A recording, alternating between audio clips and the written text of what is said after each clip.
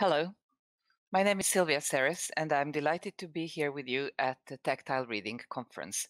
I'm going to be talking about the opportunities that lie in new technology for the education both of normal schools and for schools for children and grown-ups with special needs.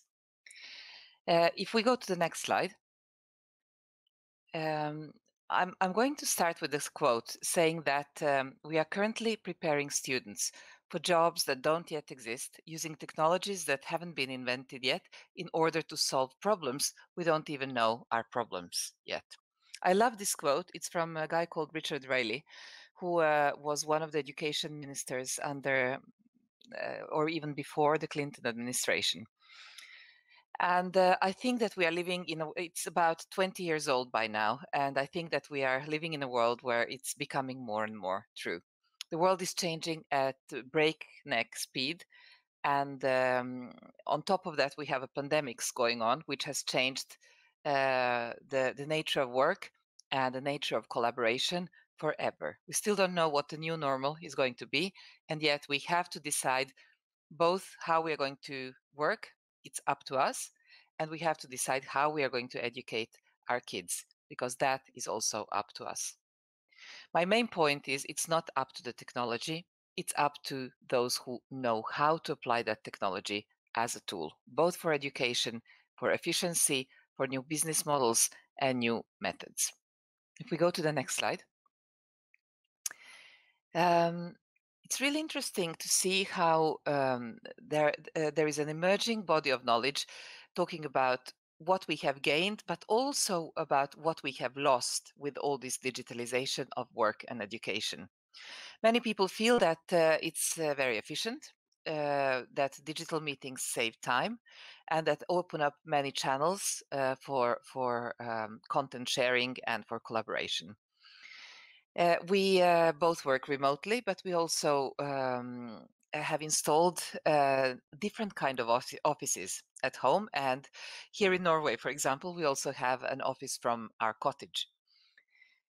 We have found out that what we are missing is the social framework of the coffee machine at work. And so we try to replace that by being together outside and going for walks in the nature. We have also figured out that travel time and in between time is very good for filling up with new knowledge. And we see that there are trends in lifelong learning, but also in children's education, where the time that used to be dead time or in between time before is now efficient work or learn time. There are lots and lots of new digital courses. There are flipped classrooms, and there is focus on education being not a one-off product, but a lifelong development project. The point here is that we have to start making our own stacks of both technology and content in order to implement these solutions in a way that is culturally suitable to the environment that we live in. I think there is too much reluctance to take charge, and we are waiting to see, what will roll out of the large mega IT companies, either in Silicon Valley or in China. And we are risking that we basically wait so long that they make all the decisions for us. I think it's also very important to think about what we are losing in this digitalization process. We will see that there are social aspects and relational aspects that digital technology cannot replace.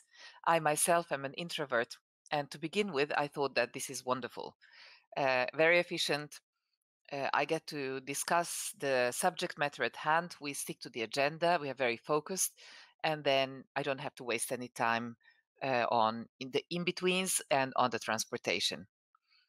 Six months down the road, I was exhausted by this, and I'm noticing that it's exactly all the human padding that makes work both inspiring and really valuable.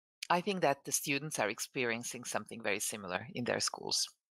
If we go to the next slide. I think it's also very important that we stop and think about the future of work. There are lots of studies, among others, the ones from Oxford, the World Economic Forum, and the OECD that are showing us that lots of the jobs that are current and popular today will be gone within a relatively short time frame. The Oxford study is saying that something like 70% of the kinds of jobs we have today will be gone. It doesn't mean necessarily that there will be much less work. It means that it will be new kind of work.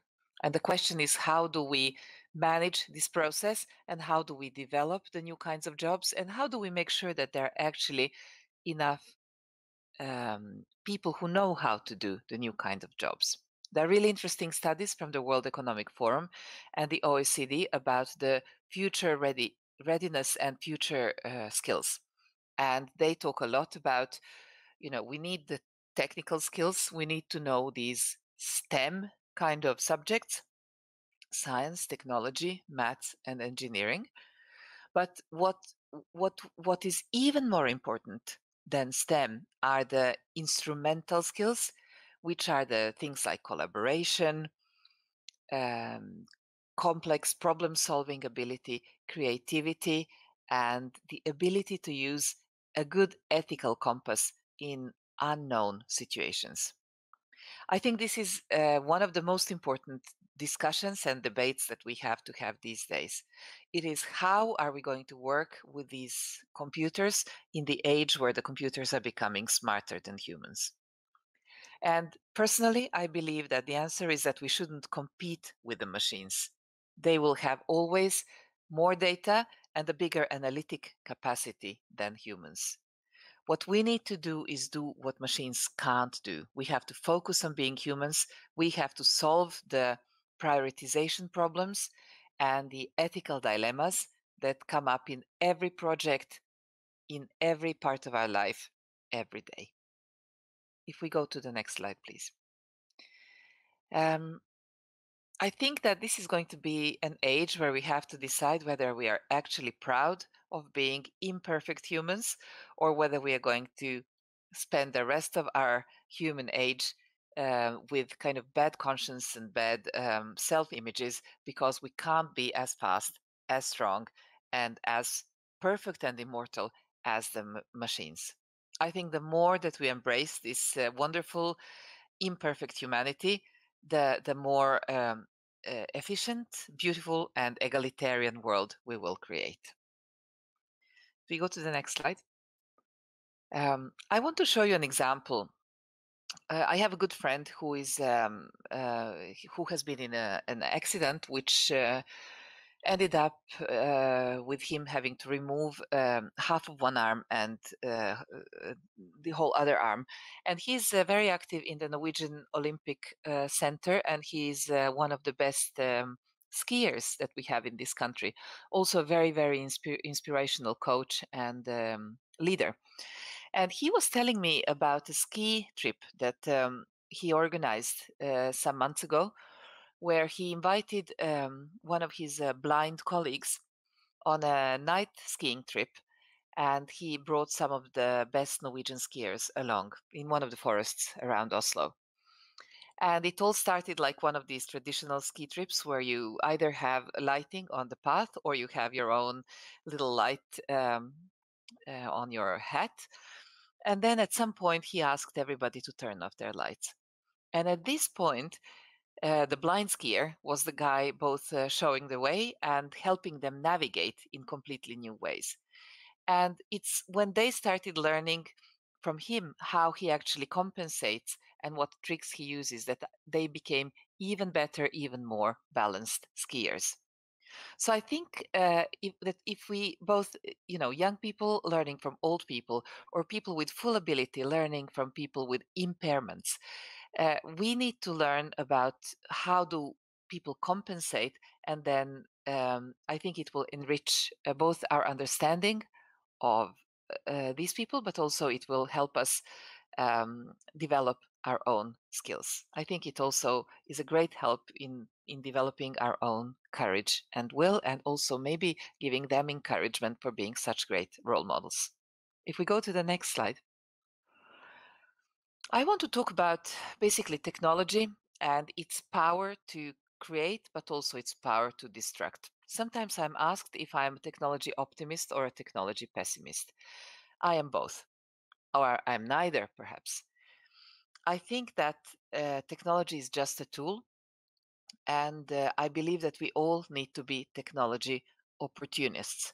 It is up to us to decide how this tool is going to be used. And if the good guys use it faster than the bad guys, then it's going to be a tool for good. I think that's our democratic responsibility right now. I love this quote also from David Bowie that says, "The future belongs to those who can hear it coming." It entails quite a bit of courage. You can't calculate the future, it is unknowable, but you can decide what direction you think it's going to go in, and then you try to build something that makes sense in that future. The future really belongs to those who build it. If we go to the next slide, I believe we need to build because we can't know. And it's because we live in a so called VUCA world. VUCA stands for volatile, uncertain, complex, and ambiguous. And I think that leadership and work and living in this world is going to look a little bit more like the way that the old Vikings navigated their waters and their lives than the way that we are used to think about modern leaders. We believe that we should have leaders that know everything, and we should just basically follow their reading of the perfect map of the world that they have. Climb on the top of the highest mountain and see the furthest. But really, if you think about how the old Vikings used to navigate their lives and their worlds, they would go into these very robust, very flexible ships that they had, and then they would sail off in a storm, in a fog, in very strong winds and currents. They didn't always end up where they wanted to be, but they ended up where they needed to be. They did that because they were brave and because they accepted that risk is necessary and because were very agile and fast learning along the way. I think that this is a good model for thinking and adjusting to the future that we are going into. I also wanted to comment on these 5 companies that you can see listed on my smaller table to the right. In 1999, I used to work with a search engine called Alta Vista in Palo Alto in Silicon Valley. Alta Vista was the first full-scale search engine in the world, and it was one of the first ones to really scale at the speed of internet. At the time where I was there were 16 employees in a small company called Google. They laughed at us because we didn't have a business model. We laughed back because they didn't have a business model. They got some money from a professor, and we didn't. And they managed to continue in business long enough until they figured out how to survive and how to make money. This little company is nowadays the second most valuable company in the world. Value of a company is the total sum of the value of all of its shares. And the share price of a company is really the market consensus of the future cash flows. So the markets agree that these new technology companies really own our future. On this list, you can see that Apple in 2016 was valued at 570 billion US dollars. 1 year later, in July of 2017, it was valued at $800 billion. And another 100 years later, sorry, another year later, 2nd of August 2018, it was valued at $1 trillion. There has never been a company so highly valued, neither in relative nor in absolute terms. And still, there was very little notice of this. However, if you look at the 10 most valuable companies today in the world, you will see that 9 of them are IT companies, and the 10th is a financial company that has started investing in IT and technology for the first time 3 years ago. You can also look at companies like Microsoft that were in a sunset mode in 2016. They were still dependent on Windows and Office, making a lot of money on this, but the consensus among us techies was that they didn't deal with internet as well as Google or Apple. At this stage, they actually changed their management, and Satya Nadella went in and did corporate cloud strategy. And after this, Microsoft became the most valuable company in the world again, and Bill Gates surpassed Jeff Bezos as the most rich man in the world again.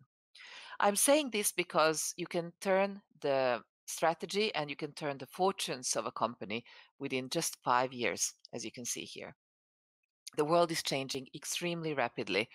And if you think about the world as it was 12 years ago, when the first iPhones arrived in our hands, you have to think back to a world where we didn't believe that um, there's any money in internet or in mobile phones. Now, if you think 12 years ahead, you have to understand that the changes are not going to be any less. And so I believe that as much as the world of today would not be possible to imagine for somebody 12 years ago, I think that the world 12 years from now will be even more different, which means we have to build the world that we want, which means we have to know the technology and we have to decide what it is going to be doing for us. If we go to the next slide, please. The background for all of this is the so-called fourth industrial revolution. So there have been three industrial revolutions before, and each of them has changed not just a new technology for industrial production, but also the world order. Completely new ways of doing um, business, but also new ways of doing politics. The first industrial revolution was in 1770. It was the first one, and that's when we started to use steam to mechanize production. Please note that this is also the political moment where the size of the machines was suddenly a more important competitive factor than the number of hands, swords, or horses, which means that the capitalists won over the feudalists. 100 years later, we learned to use electricity in order to automate production. To do mass production. Mass production with electricity meant that we could move away factories from waterfalls and from mines into urban centers where there was more workforce. And it gave us also completely new organizational models. We went from using a pretty much flat structure to a specialized hierarchy. It also gave us the need for higher education. Always, when there is a revolution like this in production, there is also an organizational, strategic, and political revolution following it. But people who say this is not about technology, it's all about leadership, or it's all about culture, misunderstand, because it's about both. It's the chicken and egg problem where the one enables the other and then the other enforces the one. So the third industrial revolution came 100 years after the second one, and it was about using data and IT and robotics to automate production. So the third industrial revolution was about IT. Then what is the fourth industrial revolution about? We call the fourth industrial revolution for cyber physical systems. Cyber stands for cybernetics, which is really control theory. So the fourth industrial revolution is really helping us run the physical world on the basis of data and algorithms. And it is those who now understand how data and algorithms are used to manage the world that will be the ones who will be able to exploit this fourth industrial revolution the best. If we go to the next slide. There are three things I would really like you to remember about the fourth industrial revolution. The first thing is about exponential growth. The power of a chip in a computer has been developing in this way for the last 50 years. There is a law, an observational law, by Gordon Moore that says that every 1.5 years, the computing power of a chip, of a square centimeter of a chip, has doubled. You have approximately 30 1.5 year periods in 50 years. So we have 2 times 2 times 2 times 2 times 2, 30 times stronger chips today than they were in 1970. 2 times 2 times 2, 30 times gives you 2 to the power of 30. And that is an enormous number. And that's what gives you all that incredible computing power, which enables a car to drive on its own, or is now making it possible to build glasses that can enable blind people to see. It's because we can take so many pictures, but also that we can calculate on those pictures, we can understand those pictures, that makes all this science fiction become science reality possible. If we go to the next slide. The other thing I would like you to remember is that the fourth industrial revolution is very polarizing. Before, we used to have market shares divided quite evenly in markets through a bell curve or a normal distribution. The very good ones were really not paid enough for their efforts, so they stopped being so good. And the very bad ones basically were competed out of the market. And most people were quite happy somewhere in the middle. Good deal for consumers, good deal for producers. The problem is that competition needs time to work. We need to look at each other and adjust. And that is a friction that is good, but it takes time. There is no more time. Now we can all find out what's best and cheapest globally and get it. And this leads us to a world where the winner takes all. There is basically, from bell curve, a transition to a so-called long tail distribution curve that you can see on my slide, where there is one winner that has extreme market power and market attractiveness, and then all the other actors fall in this long tail, as you can see, which means we have to decide in which areas we are going to try to build winners. Next slide, please. The last thing I would like you to remember about the fourth industrial revolution, in addition to exponential and polarizing, is combinatorial. And my point is that very many people say that this is all about one technology, artificial intelligence, and that it is all about making these market-driven platforms, platforms where consumers and producers meet. So things like Airbnb or Uber or Google or Apple, etc. They're platforms.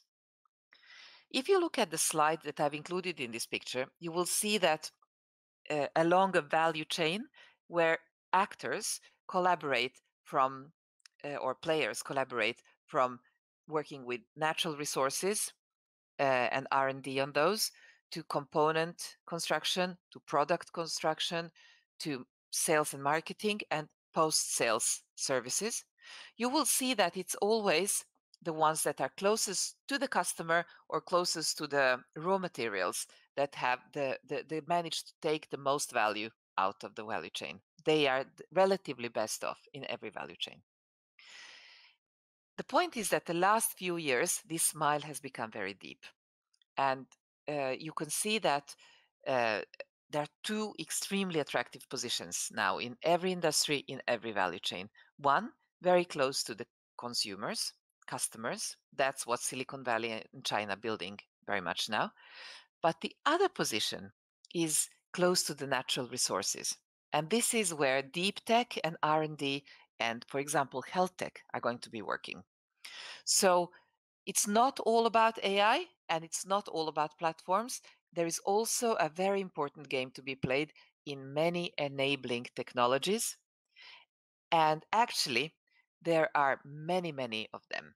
If we go to the next slide, you can see that what's happening really is that we are being hit by 12 Gutenberg moments all at once.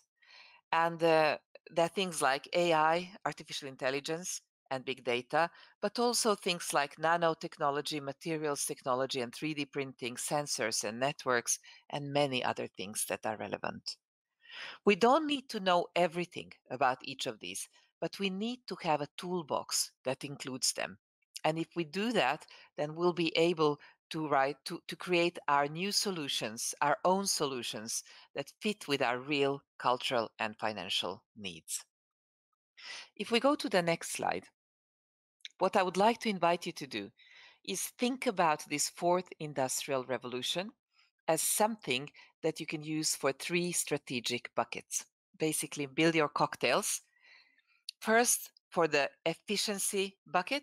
So use AI and smart communication and gamification, whatever you want to do what you used to do before, just faster, better, cheaper. The second bucket is about building new services, things we haven't been able to do before, with new business models and new market dynamics.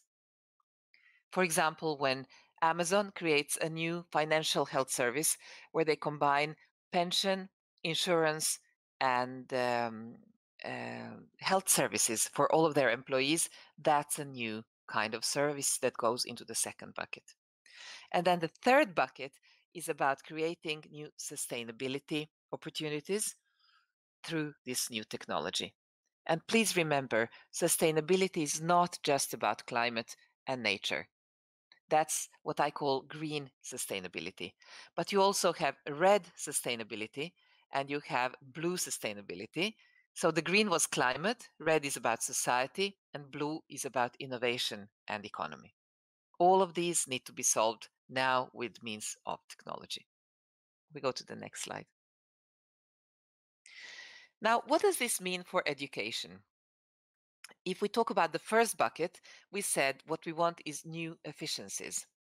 So examples of opportunities is that you could use things like multi-channel content, content that comes from social media, that comes from school platforms that students are making on their own. It could be digital, it could be as digital in many formats. Again, it could be podcasts, it could be videos, it could be games. All of these can reach students in different ways and with different needs. There is compensating technology where there are things like glasses that can help people with impaired vision see better, or hearing aids, but there are many, many other ways of replacing partially lost abilities through technology now. We need to learn and we need to find a way to incorporate this into both the public schemes, but also into educational plans.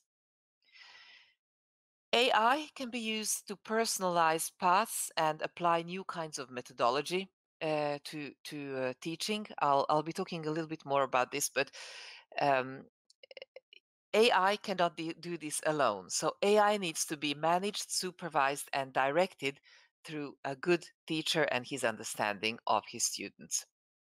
There is also going to be new kinds of collaboration tools, both that can connect us across subjects, but also across geographies. If we go to the next slide. A few comments about new tools, which is now the second bucket. I think that what we need to do is starting to understand that there are completely new educational games in town. We don't all have to be doing, we don't have to try to put this square peg into a round hole of the old education. So if students can now access content much cheaper from anywhere, anytime, then we should start to think about ways of teaming them up and giving them projects which can actually take advantage of this possibility to work asynchronously in environments that are best for them. There are also communication tools that can reinforce the message, that can be used to communicate at the same time with parents. They can come from telecommunication tools that have been specially designed in a manner that makes them more attractive and more acceptable and less culturally stigmatizing for children or for elderly or for anyone in between. There is more and more speech assisted learning, also visually assisted learning, where rather than using the same old interfaces, such as the pen and the paper or the keyboard, we are using more and more movements, or we are using new kinds of screens or new kinds of goggles. There is also all these compensation tools I've been mentioning before, and it's really interesting to see how quickly this is actually going to be rolled out and become mainstream. Um, I think that we are developing lots of really interesting things like goggles, etc. But the Neuralink investment and project by Elon Musk is going far beyond that. So it's possible to repair or enhance the function of the eye, but he is actually trying to completely bypass the lens of the eye and have a different lens that is then connected with the communication channels towards the interpreting of those visual signals. And people believe that this is actually quite within reach. And again, it would completely change the way that we can enable people with very strongly impaired vision to see. I would also like to add that we don't necessarily have to try to compensate for everything. One of the biggest advantages that people that have a reduced ability have is that they are very, very strong in something else. And I think that we have to think about how to use that strength in order to let them uh, thrive and be really efficient, creative, and productive in their chosen field. If we go to the next slide. Um, I would like to also talk a little bit more about new channels and new services. And one of the examples I would like to use here is virtual reality. So personally, I'm not a great fan of virtual reality. I get slightly dizzy by it, and I like old-fashioned films. I was talking somewhat reservedly about VR at a conference where I was talking about image processing, and a friend pulled me in a corner after that and asked me to try his VR set with a tool called Google Tilt Brush. I tried it. It's a 3D drawing system, and I painted around myself in a big hole. I could hear the other people, but I could only see in my goggles what I was drawing. And within maybe 2.5 minutes, I managed to give myself a claustrophobic attack. What happened is that I painted myself into a virtual corner and I didn't know how to get out. I was really surprised at how much my brain accepted this virtual world, and that it didn't really matter whether there were stickman in that world or not. The brain makes its own story based on very, very little information. I became curious about the use of VR for treatment and other things. There is a really interesting hospital in the vicinity of Oslo called Sunnaas, and they use VR and gamification to help people with traumatic injuries actually train themselves back to health. And one of the examples that I found that they use is VR that puts the patient in a virtual ice bath when they need to replace bandages from burns.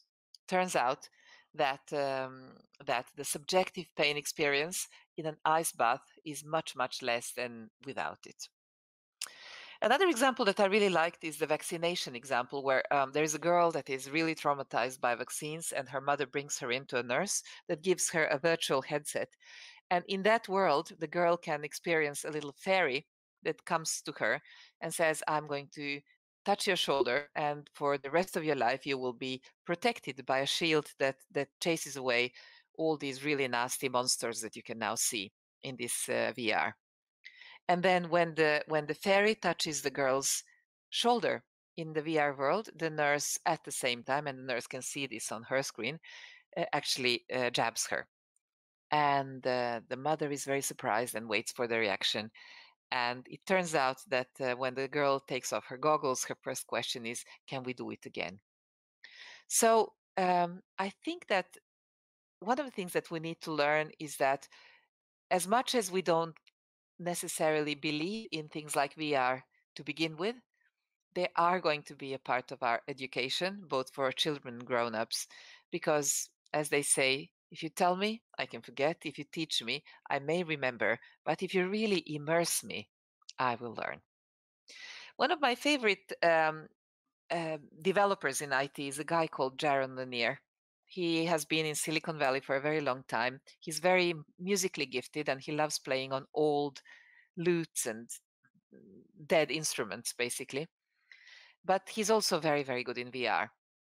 And some 30 years ago, he was running around Silicon Valley in a lobster suit, and everybody was laughing. And later, I figured out that what he was doing is trying to experience what being a lobster in a virtual world does to your brain and your perception of yourself. I thought that was incredibly interesting. He built a 3D model of Seattle about 30 years ago, and there was a bug in his system, which made the middle finger of one of his hands as large as a skyscraper. And he realized that as much as he knew that this is just a virtual world and I can still move my finger, his brain wouldn't let him do it. And then he started experimenting in trying to go into this virtual reality world in many different kinds of bodies. He was a cloud, and he was an octopus, and he was a lobster. And he said that he was, for the first time in his grown up life, opening up his mind to new ideas and new perceptions as a child used to have. So, VR is just one of my examples from the 12 Gutenberg moments. We could use a very similar set of examples for 3D printing and the ability to create things, let children create things in completely new ways, but also through that challenge the traditional art or building techniques. We'll come back to one example for, among other things, autists. If we go to the next slide. Um, I also want to talk just briefly about new methods. So I have 4 children and they all go to school in neighborhood of Oslo. And in Corona, overnight, we closed all of our children's schools about a year ago. I was very unhappy and very scared. And the first day of closed schools was still a bit difficult for everybody. Nobody knew exactly how to find their work for school day or homework, or the networks didn't scale, and the school platforms didn't scale either. 3 days later, everything worked. And I could observe the way that the teachers have been actually trained in using new uh, teaching methods that exploit the digital tools much better. I'm super impressed by how well they could personalize their relationship and their contact and their expectation to each of my children. I was amazed at how well the children actually collaborated in teams and different kinds of digital co-working rooms. But more than anything, I was surprised by how well they understood the idea of the flipped classroom.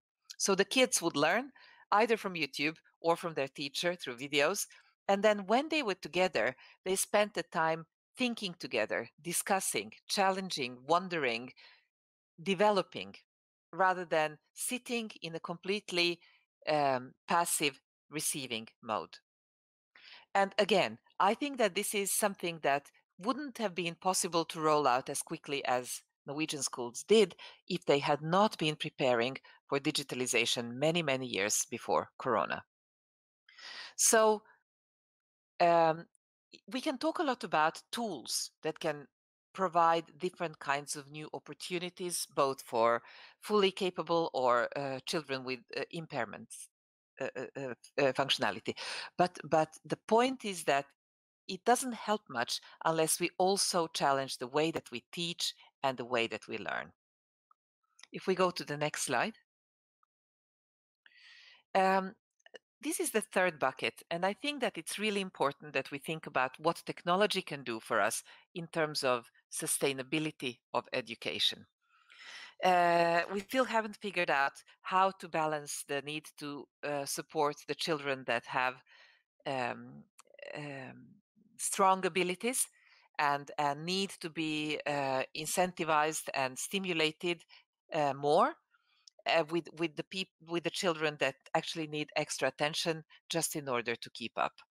Providing a system that will actually bring everybody up and give equal opportunity is very important, and this is where many new educational um, artificially driven tools come to play.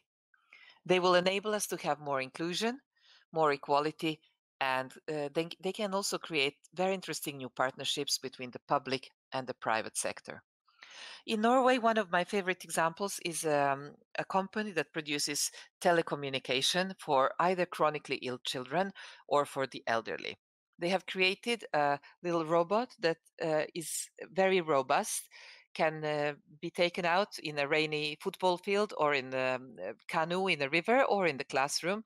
And this is the robot that the children that have to stay home for a long time can use to participate in the life of their classroom and their buddies. The same company has made a screen that is very good for old people, where they understood that old people might struggle to remember what button to press, or even might be struggling with the screen because their fingers are not very conductive anymore. So they have created a very simple, big screen that has one big button and that is possible to get connected to only for the caretakers or the family of these elderly people. They give them an open communication channel that is suited exactly to their needs. There are also very interesting solutions, such as a closed Facebook like social channel for people that, for example, have um, children or elderly with strong autism. The problem there is that there is a lot of um, replacement in people who work with these patients, and the information flow is suboptimal. So with these tools, everybody who needs to know and everybody who really cares gets to know about the day, about the activities, about the challenges, and about the necessary preparations for being with the patient in the most optimal way. If we go to the next slide, please.